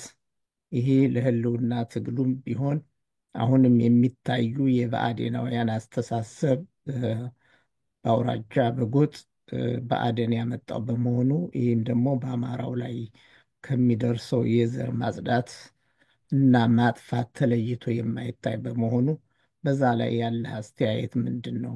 ሌሎቻችሁም ልትጨምሩበት ትችላላችሁ። አመሰግናለሁ። አመሰግናለሁኝ። ህወሓት በኦህዴድ በኢህዴን እና በኢዴማን ትከሻ ማዕከላዊ መንግስት ሲገባ ከፍተኛ ተቃውሞ ይቀርበናል ያሉት ከአማራው ክልል ነው። ወይም ከአማራው ምሁራን ከአማራው ወጣት ነው። በዚህ ጊዜ ግን መለስ ያለው ይሄ እንዲሆን አንፈቅድም። አማራው በየትኛውም ጊዜና ቦታ ድርጅታዊ መልክና ቅርጽ ሲይዝ ርኅራኄ አናሳይም። ሁለተኛ አማራው በሪጅን የተከፋፈለ ነው። አንደኛ የሚለው ኢትዮጵያዊ ነው። አማራ ነኝ ብሎ ሊመጣ አይችልም። ሁለተኛ አማራ ነኝ ብሎ ከመጣ አንተ ጎጃሜ ነህ፣ አንተ ጎንደሬ ነህ፣ አንተ ወሎዬ ነህ፣ አንተ ሸሄ ነህ የሚለውን በስፋት እንሰራበታለን። እዚያ ደግሞ በእነሱ ቤት ልብ አድርገህ መጀመሪያ እንደ ጠላታቸው አድርገው የሚቆጥሩት በእኛም የሸዋ አማራ ነው። ሸዋ እንዲህ ያደረገ ሸዋ እንዲህ ያደረገ ብለው ነው ትግሬን ያሳደጉት። እዚያ ቀጥሎ ደግሞ የወልቃይት ጠገዴ ውስጥ የተጀመረው እንቅስቃሴ የከፋኝ ምናምን ሲጀመር ደግሞ ዋና ጠላታችን ጎንደሬ ነው ወደሚል ሄዱ እና ይህ በስልት ይዘውት የመጡት ነው። አማራውን ለመከፋፈል ለማዳከም ያመጡት ነው። ምንም ጥያቄ የለውም በመካፈል ደረጃ ላይ። ለዚያ ደግሞ እኛም ተገዥ ሆናል። ይህ ብአዴን የዚህ ተገዥ ሆነ። የፕሮፌሰር አስራትን የእንቅስቃሴ እኮ ሸዋ ላይ በጣም በጣም መሰረት የያዘ የጥንቱን አስተፋፈር ይዘው ቀበሌ ድረስ የለም። የእኛው ባንዳዎች ናቸው እየገቡ ማት ሽማግሌዎችን የጨረሱት። ሽማግሌዎች ሳይቀሩ ያልተነገረ የዛ ጊዜ አንድነት የሚል ጋዜጣ ይወጣ ነበረ በመሀድ ጊዜ። እንደ አጋጣሚ የሚያዘጋጀው ይሄ ሻለቃ አድማሴ መላኩ የከፍተኛ 18 ህዝብ ተወራጭ ነበር። በዚያ ላይ ሰቆቃው አማራ የሚል አምድ አለው። በየቀኑ በየሰዓቱ ከነቦታቸው የተገደሉ አማሮችን የሚያሳይ እና ያ በዲዛይን ነው። እኛም አልተመቸንም። ለዚያ ለመከፋፈል ምቹ ነን። ያው ኦሪጂናል ላይ ኦሪጂናል ነን። እዚያ ሲከፍ ሲል ኢትዮጵያ ነን እንላለን። እዚያ ደግሞ አንተ ማን የአማራውን ሰው ልቦና ለክፍፍል አመች ነው እና ብአዴን የተቀመጠበትም ለዚህ ነው። አሁን እንደምታዩት በየትኛውም ክልል ውስጥ አስተዳዳሪዎች ወይም የክልል ካቢኔዎች እንደ አማራው ክልል በፍጥነት የተቀያየረበት ክልል የለም። በዚህ በ6 ዓመት የባሰ ነው። በየዓመት ነው የሚቀይራቸው። ከዚያ በፊትም በተመሳሳይ ይሄ ነገር ህዝብ ጋር እንዳይለምዱ የህዝቡን ችግር ካወቁ የጥያቄ ያቀርባሉ በሚል ሰበብ የአማራ ክልል ካቢኔዎችን በየጊዜው ነበር የሚቀይሯቸው እና ይሄኔ በዲዛይን ነው። ህወሓት ሲመጣ ያደረገው ነው። ጠላት ይመጣብናል፣ ከሱ ነው። እሱንም ማዳከም አለብን ነው። ዱላ እኮ የተቀማው ለዚህ ነው። ቆመጥ ዘንግ የተቀማው እኮ የተቃጠለበት ድምፅ አልባ መሳሪያ ነው። አማራው ይመካበታል። በየትኛውም አካባቢ ዱላ ይዛ አታየ። የአማራው ባህል ነው ዱላ ይዞ መሄድ። ያን መቀማት ምን ማለት ነው? ነባር ካራዎችን ቢላዋዎችን መቀማት ምን ማለት ነው? የቀሩት አካባቢ አልተደረገም። እኔ ይህንን ልብ አድርጉ። እኔ 10 ዓመት ቆይቻለሁ ኢትዮጵያ ውስጥ እየታሰርኩ እየተፈታው መከራን እየተቀበልኩኝ። በዚያ ጊዜ ውስጥ ባይኔ ያየሁት ነው የምነግራችሁ። ባይኔ ሰው ወደ ከተማ ሲገባ ዱላ ይዞ አይመጣም። መጀመሪያ ቀምተውታል። ባዶ እጁን ነው እያገመ የሚገባው። ይሄ የአማራውን ሰው ልቦና መጣ። በየትኛውም ጊዜ ድሮ እንደምታውቁት ትልቅ ሰው ባለስም ሰው ሲሞት ከልቅሶ ይልቅ ፉከራና ቀርቶ ነው። አብረው በጦር ሜዳ ያዋሉት አልቃሹ የሰውየውን ዝና የዋለበትን ቦታ ገበሬ ከሆነ ነጋዴ ከሆነ ሙያውን እየጠቀሰ ያለቅሳል፣ ይገጥማል፣ ያቅራራል፣ ይፎክራል። ይሄ ያላመለስ ፉከራና ቀርቶ የአማራውን ወኔ 10 እጥፍ ያሳድጋል። በየትኛውም ጊዜ ከለከለ። እኔ ድሮ ታቦር ነው ሃይስኩል የተማርኩት እስከ 11ኛ ክፍል ድረስ። ድሮ ታቦር መቼም ትውልድ ነው የሚያለቅሰው። ሰው ትላልቅ ሰው ሲሞት ትምህርት ቤቱ አጠገብ ነው መርገዶ እና ክፍል አቋርጫ ነበር የምሄደው ልቅሶውን ለማየት ግጥሙን ለማየት እና ሲገጥም ሌላ ነው። እንደዚያ እንዳይደረግ በየልቅሶ ሰው ሲሞት ጥይት ይተኮስ ነበር እንደ ክብሩ። ጥይትማ ከየት መጥቶ ማን ይተኩሳታል? ይሄና በዲዛይን ነው ክፍፍሉ የተደረገው።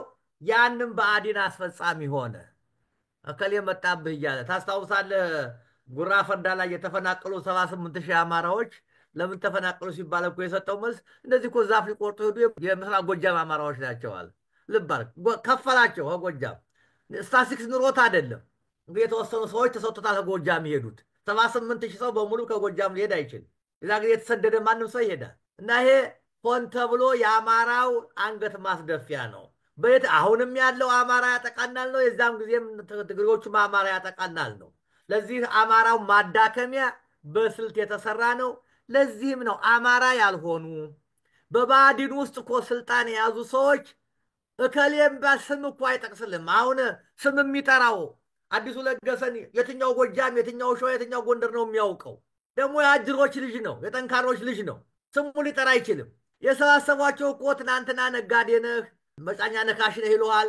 ትናንትና ቁጤ ተፈጣሽ ይሉሃል። ትናንትና አፈር ገፊ ይሉሃል። ትናንትና የከሌ ገበሬ ይሉሃል። ትናንትና ባለእጅ ይሉህ ነበር። ትናንትና ቡዳ ይሉህ ነበር የሚሉ ስሞችን በማህበረሰቡ ውስጥ የነበሩትን ሰዎች አይተው እንደ ህዝብ መከፋፈያ ተጠቅመው እነዚያን ልጆች ነው አሰልጥነው ወደ ስልጣን ያመጧቸው፣ አማራን ያስደበደቡት እንጂ አማራ የሆነ በአማራ ስነልቦና ያደገ ጀግንነትማ ሌላ ጉዳይ ነው። በአማራ ስነልቦና ያደገ ኦርቶዶክስ ሃይማኖትን ያመነ ሰው ያን ይፈጽማል ተብሎ አይታሰብም። እነዚያን ከየቦታው ሰብስበው አማራ ጠላት ነው፣ አማራ ሁነው በአማራ ውስጥ አድገው የኖሩትን ሰዎች አማራ ጠላት ሆኖ እንዲህ አድርገዋል ተብለው ያናምነው የመጡ ናቸው። እኔ አንድ ጥሩ ምሳሌ ብሰጣችሁ ድሮ ኢህአፓ የነበረ በኢህአፓ ውስጥ የምንድነው ሲታመሙ የቻይናዎችን መድኃኒት የሚወጋ እሱ የነበረ ሰው ስንታየው ይባላል። እንደ አጋጣሚ የጎንደር ሰው ነው። እጁን ሰጥቶ በምህረት ይገባል። እዚያ በኋላ ማስተማሪ ስለነበር ወደ ትምህርት ይመጣል። መጨረሻ ላይ አዲስ አበባ ተዛውሮ አዲስ አበባ ላይ ሁለተኛ ፖሊስ ጣቢያ ላይ አንድ ምኒልክ የምትባል ትምህርት የዚያ ዲሬክተር ነበር። ወያኔዎች ሲገቡ በድሮ እንትናቸው አዲሱ ለገሰ ምናምን ጓደኛ ስለነበር አምጥተው የአማራ ክልል ማህበራዊ ጉዳይ ዘርፍ የካቢኔ አባል አደረጉት። በእሱ አማካኝነት ነበረ ይሄ ጎልማ የሚባለው ማህበራት የእያንዳንዱ ክፍል ለመከፋፈል ጎንደር፣ ጎጃም፣ ወሎ ብሎ አሁን መከፋፈል በማህበራት ማከፋፈል ስለነበረባቸው ለመቆጣጠር ሲያደራጁ እሱ ይዞ መጣ። ለጎንደር፣ ለጎጃም፣ ለወሎ፣ ለሸዋ ያልተደረገውን ለጎንደሮች ሲባል ጎንደሮች ወግ ይወዳሉ ተብሎ ኢሰፓ ያሰራው የጉባኤ አዳራሽ ከዚያ ነበረ ስብሰባ የተደረገው። ታምራት ጎንደሬ ሆኖ ጎንደሬ በሱ ትእዛዝ እዚያ ተሰበሰበ እና ኤኒዌይ ሰዎችን መረጡ። እነሱ አስመረጠና እኔ ጋር ተገናኘን። ስብሰባው ተጠርቻለሁኝ አልሄድኩም እና ሰብስበው ሲጨርሱ እንዲያው ጎንደርን እንዲያርጋችሁ ወልቃይትን ጠገዴን አሳልፋችሁ ሰጥታችሁ ጎንደር ትላለህ። አሁን ጎንደር ምን ማህበር አለው? ወልቃይትን አቶ ጠገዴን አቶ እንዴት መደፈር እኮ ነው። ዛሬ ከእናንተ የተሻለ ለአማራው ዛሬ ነው አባት ይወጣለት። ለአማራማ የቆሙትን ብአዴን ነው። ወልቃይት እኮ የትግሬ ነው ያለኝ። ልብ አድርጎ አላውንም እድሜ ሰጥቶታል። እንደነዚህ ያሉ ሰዎችን ደካማ ሰዎችን ነው አሰባስቦ ብአዴን እንትን ያለውና እኔ በዲዛይን ነው ብዬ ነው የማምነው። እናመሰግናለን ጋሽ ተክሌ። ሌሎች አስተያየቶች ወይም ጥያቄዎች ካሉ አባ መቀጠል ትችላለህ። እሺ ጋሽ ተክሌ በጣም እናመሰግናለን። በጣም ዝርዝር የሆነ ከአሁን በፊትም ሰምቼው የማላውቃቸው ነገሮች የብአዴን ጉዶች ከመሰራረቱ ጀምሮ ለምጠህናል። የሚያስገርምም ነገር ነው። ምናልባት በአንተም የታሪክ ንባብ በዓለም ላይ በራሱ ህዝብ ስም ተደራጅቶ የራሱን ህዝብ ከ30 ዓመታት በላይ በወኪልነት ያስገደለ መከራ ያሳየ ድርጅት መኖሩን እርግጠኛ አይደለሁም እኔ በዚህ አይነት ደረጃ። መቼም አንዳንድ ድርጅቶች ሲመሰረቱ የተወሰነ ጉዞ ከተጓዙ በኋላ የአካሄድ ስህተት የሚፈጥራቸው አንዳንድ ችግሮች ሊኖሩ ይችላሉ። ይሄ ግን ከመጀመሪያው ጀምሮ የምደነቅበት ነገር በዚህ ድርጅት ውስጥ ያስገባቸው አለቆቻቸው ህወሓት እነዚህን ሰዎች በምን አይነት ሁኔታ ፈልገው እንዳገኙ ነው የሚገርመኝ። እነዚህ ሰዎች በመጀመሪያ የአማራን ህዝብ ከማስፈጀታቸው በፊት ባሪያ ከማድረጋቸው በፊት ራሳቸው ባርነትን ተቀብለው እንደገና በህዝባቸው ላይ የጫኑ ናቸው። እንግዲህ እስካለፈው 30 ዓመት እና ከዛ በላይ ጊዜ ጀምሮ ድረስ አንድም ለነጻነት ለግላቸውም በዚህ አይነት ሁኔታ መኖር አልችልም ብለው ያፈነገጡ ለነጻነት የታገሉ ሰዎች የሉባቸውም ከመሃላቸው። እኔን የሚገርመኝ የአማራ ህዝብ ትግል ግፍ ዋንጫው ሞልቶ አሁን ለትግል በሚነሳበት ጊዜ የአማራ ህዝብ ትግል ላይ የነጻነት ትግል አማካሪ እንሆናለን ሲሉ ከየትኛው የነጻነት ትግል ልምድ ያገኙትን ልምድ ነው አሁን እዚህ ለአማራ ህዝብ ትግል ነጻነት የሚያካፍሉት። አሁን በእነዚህ አይነት የድሮ የህወሓት ባሪያዎች በኋላም የብልጽግና ባሪያዎች አማካይነት ምክር እያገኘ ዳር ሊደርስ የሚችል የአማራ ህዝብ ትግል አለ ወይም? አሁን እኛ የምናውቀው በአማራ ህዝብ ትግል ውስጥ የበኩላችን አስተዋጽኦ እናደርጋለን ስላልን እዚህ ያለ ነው። ስለ ብአዴን የምናወራው ለዚህ ነው። ስለ ኦሮሞ ብልጽግና አይደለም፣ ስለ ህወሓት አይደለም የምናወራው አዘውትረን። የመጀመሪያው የአማራ ህዝብ ጠላት ብአዴን ስለሆነ ይህንን ብአዴንን ታግሎ የመጣልና መጀመሪያ ከዛ ነፃ የመሆን ነገር በአማራ ህዝብ ትከሻ ላይ የወደቀ ነው። በመላው ኢትዮጵያ ውስጥ ብዙ ግፍ መከራ አለ። ነገር ግን የትግራይ ህዝብ የሚቀበለው መከራ አለ። የትግራይ ህዝብ ከብአዴን ጋር ታግሎ አይደለም ነፃ የሚሆነው። የትግራይ ህዝብ ነፃ መሆን ከፈለገ ህወሓትን ገፍትሮ መጣል አለበት። የኦሮሞ ህዝብ መከራ አለብኝ ካለ የራሱን የኦህዴድ ብልጽግናን መታገል አለበት። የደቡብ ህዝቦችም እንደዚሁ ነው። ዛሬ የአማራ ህዝብ ትግል በዚህ አይነት መንገድ በፈርጅ የየራሱን አስገዳዮች ጋር ትግል አድርጎ ራሱን ነፃ ሳያወጣ የአማራ ህዝብ ትግል ፋኖች ቀሪውን የኢትዮጵያ ህዝብን ማስተባበር አለባቸው የሚል አስተያየቶች በየቦታው ይሰጣሉ። እና ይሄ መሆን እንዴት ይችላል? የአማራ ህዝብ ለሌላው ማህበረሰብ ሊታገል የሚችልበት ሁኔታ አለ ወይ? ብአዴንን አዘውትረን ታሪኩን በመንገር በመታገል ከአማራ ህዝብ ትግል ዞር እንዲል ለማድረግ የምናደርገውን ጥረት የሚቃወሙ እና ከትላንት ወዲያ 4 ገጽ ወረቀት ፓርላማው ስላነበቡ ብቻ የአማራ ህዝብ ሙሴ ናቸው የሚባሉ ግለሰቦች ፊት ለፊት ያለ እፍረት እየመጡ ነው ያሉት እና ዓለማችን ማህበረሰቡ ጥያቄ እንዲጠይቅ ነው። ወደ ነፃነት ጉዞ በሚደረግበትም ጊዜ ደንቃራ እንዳይሆኑ የምትሰጠው አስተያየት ከዚህም ነፃ ምክንያቱም ታሪኩን መንገር ብቻ ሳይሆን ከዚህ ነፃ ለመውጣት ማድረግ የሚገባን ነገር ምንድን ነው ትላለህ? ብአዴን ወያኔ የሰጠውን የትግራይን የባንዲራ የሚመስል አለው። ኢቭን ህወሓትን አስወገድኩና ነፃ ሆኛለሁ ከህወሓት ስር ካለ በኋላ እንኳን ያንን ባንዲራ እንኳን ያንን ሰንደቅ ዓላማ እንኳን ለመቀየር አልፈለገም። እና እንደው በዚህ ዙሪያ የምታውቀው ነገር አለ? ተሞክሮ የከሸፈ ወይስ ምንድን ነው? ሁልጊዜ እንደው ያሳስበኛል። አመሰግናለሁ። በመጀመሪያ ማንም ሰው እንደሚያውቀው የአንድ ትግል የጥንካሬ መሰረቱ ውስጣዊ አንድነቱ ነው። ውስጣዊ አንድነቱ ጠነከረ ማለት ውስጣዊ የዓላማ አንድነት እና የግብ አንድነት አለው ማለት ነው። የሀሳብ አንድነት ሳይኖር የተግባር አንድነት ሊኖር አይችልም። ስለዚህ የመሳሪያ ትግል ያነሳ ትግል እንቅስቃሴ መሳሪያ ያነሳው ዝም ብሎ የመሳሪያ ፍቅር ስላለበት አይደለም፣ ጠላት ስላለበት ነው። ስለዚህ ጠላት በብዙ መንገድ ትፈርጀዋለህ። እንግዲህ አንደኛ ደረጃ፣ ሁለተኛ ደረጃ፣ ሶስተኛ ደረጃ እንደ ኃይሉ አመጣጥ የራስ ደረጃ ይሰጣል እየገመገመ። ስለዚህ እኔ አሁን ለአማራ ህልውና ትግል የመጀመሪያ ግንባር ቀደም ጠላቱ ብአዴን ነው። አስፈጻሚ ሆኖ የአማራውን ጓዳ ጎድጓዳ የሚያውቅ የሚያሳስር፣ የሚያስገድል፣ የሚያስርብ እሱ ነው። ይሄ ከኢድን ጀምሮ ማለት ነው። እነሱ ባይኖሩ ህወሓትም አሁን ኦሮሞማም በአማራው እንዲያደርጎ ሊጋልቡት አይችሉም ነበር። አላየናቸውም። ይህን ደጋግሜ ባለፈውም በተለያየ ጊዜ እናገራለሁ። ጣሊያን እኮ 5 ዓመት ሲያስተዳድር ጣሊያን አይደለም ያስተዳድር የነበረው። እኔ አሁን የማውቀውን የዛ ጊዜ አሁን ደቡብ ጎንደር የተባለውን አካባቢ ረጅሙን ወታቦርን፣ ሊቦን፣ ጋይንትን እነዚህ 3ቱን አውራጃዎች 3 ጣሊያኖች ብቻ ነበሩ። የቀረው ሹሻጭ የምትሏቸው የሶማሌና የኤርትራ ባንዳዎች እና የቀረው ሀገር ውስጥ በአማራ ባንዳዎች ናቸው።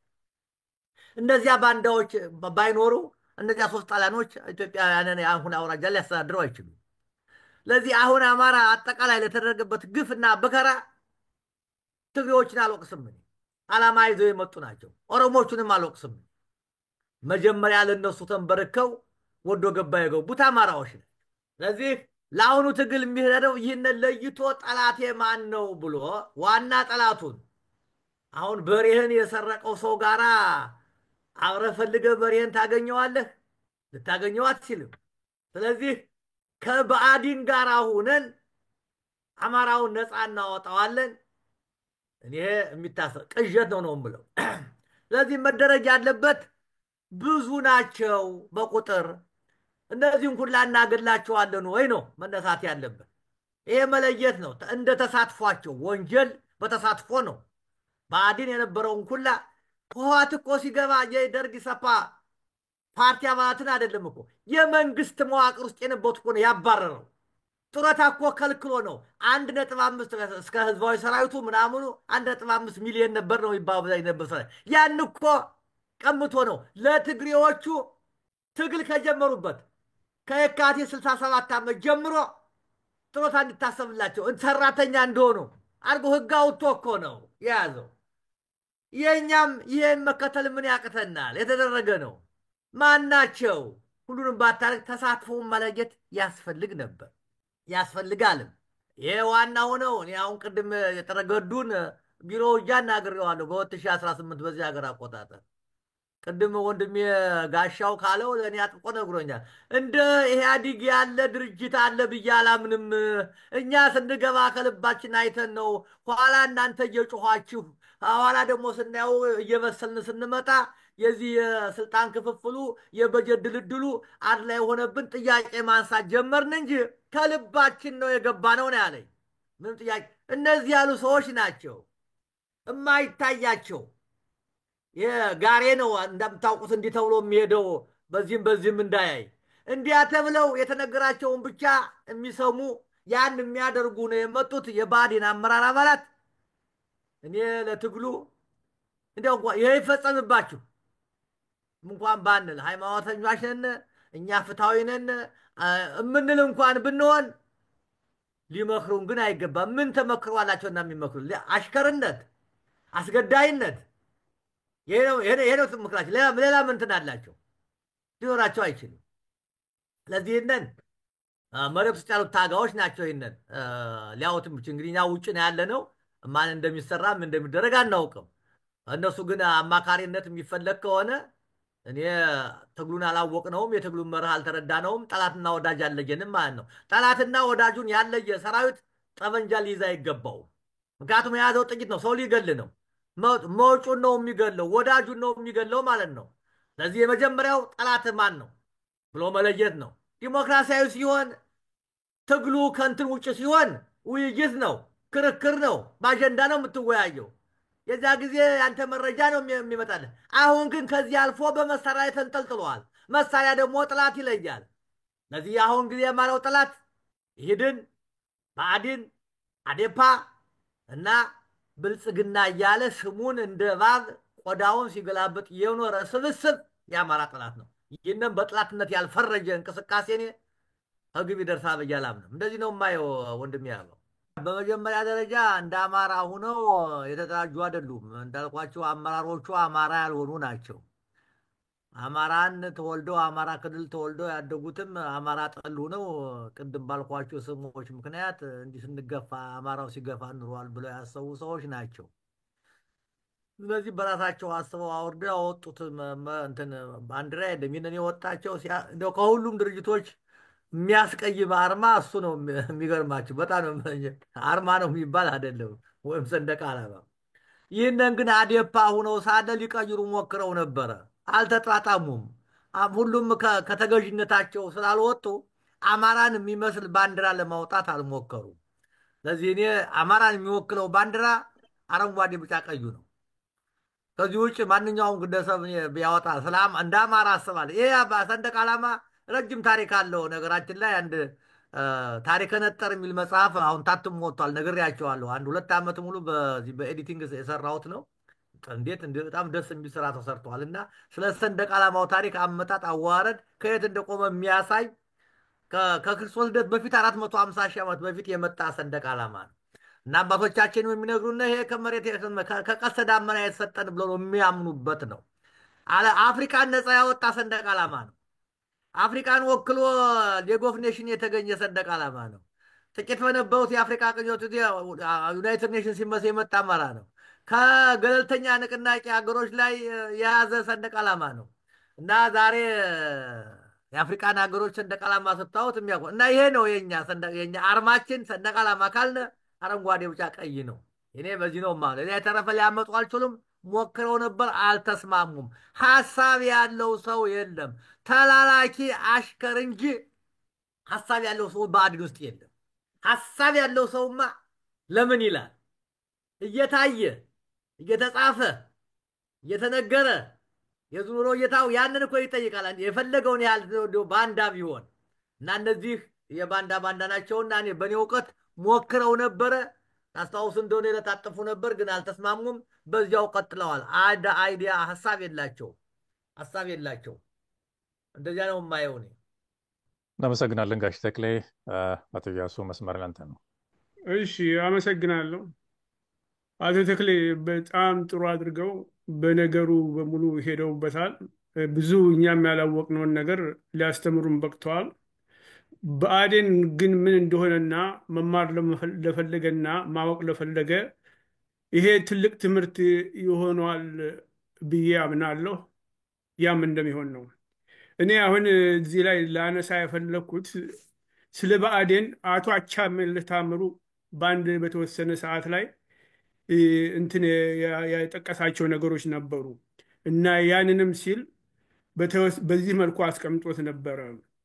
ብአዴን እስካለ ድረስ አንደኛ የኢትዮጵያን ሰንደቅ ዓላማና ካርታ ብቻ ይዘው ኢትዮጵያ የሁላችን አገር እንድትሆን የሚታገሉ አማራ ልጆችን ቀለብ ከሚሰፍሩላቸው ጌቶቻቸው በትዕዛዝ በሚወርድላቸው መመሪያ መሰረት በጥላቻና በጽንፈኝነት የሚከሱ የሚያሳድዱና የሚገድሉ የአማራ ባንዳዎች መጠጊያ ያገኛሉ። ሁለተኛ ኦሮሚያ የሚባል በኢትዮጵያ እምብርት ላይ የበቀለን እባጭ አማራ የማይኖርበትና አማራ የማይነገርበት አገር ለማድረግ የተቆረጠ ካርታ አንጠልጥለው ሲዞሩ የሚውሉ ኦነጋውያንን ፍላጎት እስከ ጥግ ለማስፈጸም ፍቃደኛ የሆነ ብአዴናዊ እሊቶች እንዳሸን ይፈላሉ።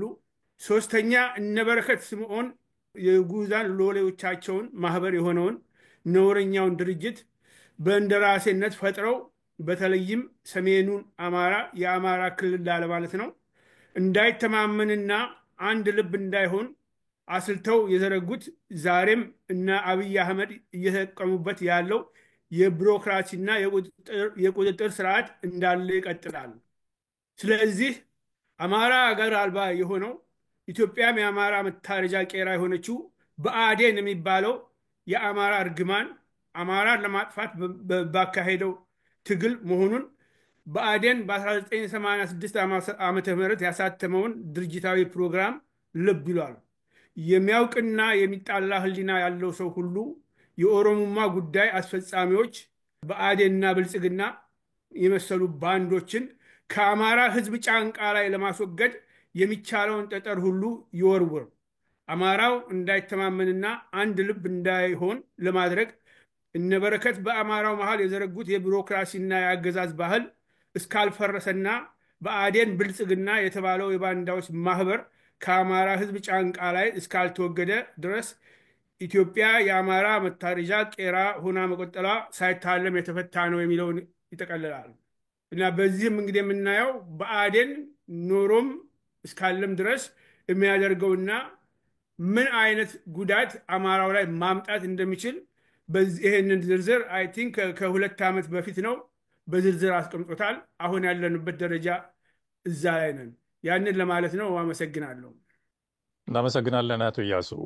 እንደሚታወቀው ታሪክ እንደሚነግረን በሁለተኛው ዓለም ጦርነት የናዚ እና የፋሽስት ወታደሮች በአውሮፓ በሰሜን አሜሪካ እና እንዲሁም የኢምፔሪያል ጃፓን ወታደሮች በምስራቅ እስያ እና በፓሲፊክ ደሴቶች አካባቢ ለፈጸሙት ወንጀል ቅጣታቸውን እንዲያገኙ ሲደረግ ለእነዚህ ተባባሪዎቻቸው ለነበሩ አስፈላጊውን ቅጣት የተጣለባቸው እንደነበረ ታሪክ ያስረዳናል።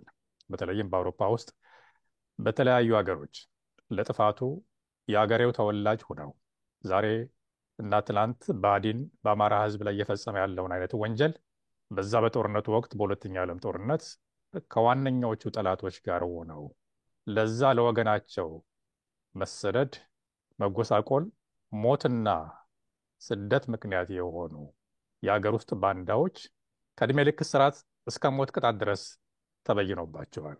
ቀን ሲወጣ የዛሬዎቹ ብአዴኖች ከዚህ የተለየ አይደለም የሚጠብቃቸው። በዚህ አጋጣሚ ፋኖዎች አንድ ልብ ሊሉት የሚገባ ነገር ያለ ይመስለኛል። ስልጣናቸውን ስላጡ፣ ስለተገፉ፣ መጠጊያ ሲያጡ ለአማራ ተቆርቋሪ መስለው ወጥተው አማራ እያሉ ከፋኖች ጎን ለመጠጋት የሚፈልጉ አንዳንድ የብአዴን ባለስልጣናት በውጭም በሀገር ውስጥም ያሉ ጥግ የሚፈልጉ ሰዎች እንዳሉ ግልጽ ነው።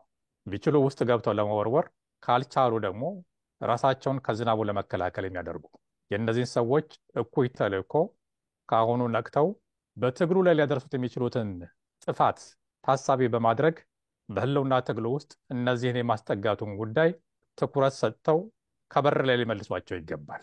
ይህ ካልሆነ በጥፋት ላይ ጥፋት፣ ሌላ ሶስተኛ ዙር ጥፋት ላይ እንገባለን ማለት ነው። አቶ ጌታቸው መስመር ያንተ ነው፣ መቀጠል ትችላለህ። አቶ ተክሌ በጣም እናመሰግናለን። ይህንን ዝርዝር ጉዳይ ብዙ ሰዓት የሚወስድ ቢሆንም እንኳ አጠር ባለ ሁኔታ በዚህ መንገድ ገልጸውልናል።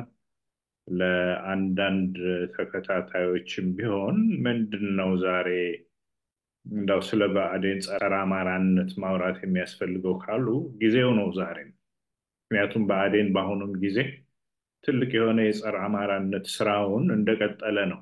የአማራ ብልጽግና በሚል ስም በተለያዩ ሁኔታዎች የሚደረጉ የዋና ጠላት እቅድና ፕላኖችን ዛሬም በተግባር እያከናወነ ነው የሚገኘው። በመንግስት ደረጃም በፌዴራል ደረጃ በተቀመጡበት እንዲሁም ክልል በሚባለው አካባቢ በተቀመጡበትም አላረፉም። እነዚህ ሚሊሻዎች፣ አድማ ብተና እንደዚህ የሚባለው ሁሉ የብአዴን ምልምልና የብአዴን ካድሬ ነው ተሰብስቦ ፋኖ ጋር ሳይቀር እየተዋጋ ያለው። የአብይ መንግስት ቅድም አቶ ተክሌ ነው ስለ ሀዘን ሲናገሩ ብዙ እንዳስብ አድርገውኛል። የአማራውን የሙዚቃ ባህል እንዲጠፋ ሲደረግ እንኳ የመንፈሳዊ ሙዚቃ፣ በሀዘን ጊዜ የሚደረግ ሙዚቃ፣ በደስታ ጊዜ የሚደረግ ሙዚቃ እንኳ በተለያየ ጊዜ በየአካባቢው እንኳ እንዲጠፋ ሲደረግ አስፈጻሚው ብአዴን ነው። እስካሁን ድረስ የአድዋ ጉዳይ ሲነሳ የአድዋ በዓል እንኳ በትክክል እንዳይከበር ሲያደርግ ዛሬም ቢሆን አስፈጻሚው የብአዴን ካድሬ ነው ተሰብስቦ እያደረገ ያለው አብሮ ሆያ ሆዬ እያለ ማለት ነው። የአመጋገብ ባህል አማራ የራሱ የሆነ የአመጋገብ ባህል፣ የተለያዩ አይነት የእንጀራ አሰራሮች፣ የወጥ አሰራሮች ያሉትን እንኳ አብይ አህመድ ተነስቶ ዶሮ ወጥ ሽንኩርት ነው ብሎ ሲናገር እንኳ የብአዴን ወይም የአማራ ብልጽግና በአሁኑ አጠራሩ አብሮ ያጨበጨበ እንጂ አንድም እንኳ ተነስቶ ይሄ ተገቢ አይደለም ባህላዊ ምግባችን ነው ብሎ ሲናገር የሰማነው የለም። እንደነዚህ አይነት ነገሮች ያለባበስ ባህላችን የመሳሰሉት በገዳማት ያለው አሰራር እንግዲህ ትልልቅ ገዳማት ለአማራው የእውቀት መስኮች ናቸው። ለመላው የኢትዮጵያ ሕዝብ ጭምር አገልግለዋል።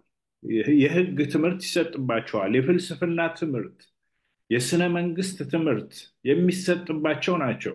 በዛሬው ጊዜ በዓለም ዙሪያ ያሉ ትልልቅ ዩኒቨርሲቲዎች የሚባሉት የእንግሊዙ ኦክስፎርድ ዩኒቨርሲቲ፣ በጀርመን ያለ ትልቅ ዩኒቨርሲቲ እንደነ ቫቲካን ብንሄድ በትልቅ ዩኒቨርሲቲነት እያገለገሉ ያሉት ገዳም ሆነው የጀመሩ ናቸው። ከዛ በፊት ጀምሮ ግን የአማራ ገዳማት ይህን ስራ ሲሰሩ ቆይተዋል። ብዙ የኢትዮጵያ መሰረታዊ የሆነ ፍልስፍናና ህግ የመነጨባቸው ናቸው። እነዛን ሁሉ ለማጥፋት ጥረት ሲደረግ አሁን በአሁኑ ሰዓት እንኳ ሃይማኖትን ለማጋጨት ጥረት ሲደረግ አብሮ እየሰራ ያለው ብአዴን ነው። የብአዴን ጸረ አማራነት የትላንት ታሪክ ሆኖ የሚቀመጥ ሳይሆን ዛሬም ያለ ነው፣ ወደፊትም የሚያስጠይቀው ስለሆነ በዚህ መንገድ ይህን ይዘውልን ስለቀረቡ በጣም እናመሰግናለን ለማለት ነው። እናመሰግናለን አቶ ጌታቸው። እንደው ስለ ቀረርቶ ፉከራና ሽለላ፣ ስለ ሀዘን ሲነሳ ፋሽስቱ አብይ አህመድ የአማራ ፉከራ ሽለላና ቀረርቶ የእንቁራሪትን ጩኸት ይመስላል ብሎ ያፌዘበትን ነገር በቅርቡ የምናስታውስ ይመስለኛል በሚያሳዝን መልኩ። እና በዚህ አይነት መልክ ነው እንግዲህ ሊያጥላላው ሊያጣጥለው የሞከረው። እናመሰግናለን ጋሽ ተክሌ። በነገራችን ላይ ቀደም ሲል አቶ ወንድወሰን ከበደ ብአዴን የማዕከላዊ ኮሚቴ አባል የነበሩ በነገዱ ጉዳይ ላይ የሰጡትን ቃለ ምልልስ በዩቲዩብ ቻናላችን እንግርጌ ላይ መጠቆሚያውን እናስቀምጣለን። ያንን ተጭናችሁ ማዳመጥ ትችላላችሁ፣ ለበለጠ ማብራሪያ ለምትፈልጉ አድማጭ ተመልካቾቻችን። በተረፈ የዛሬውን ዝግጅታችን እንግዲህ በዚሁ እንቋጫለን።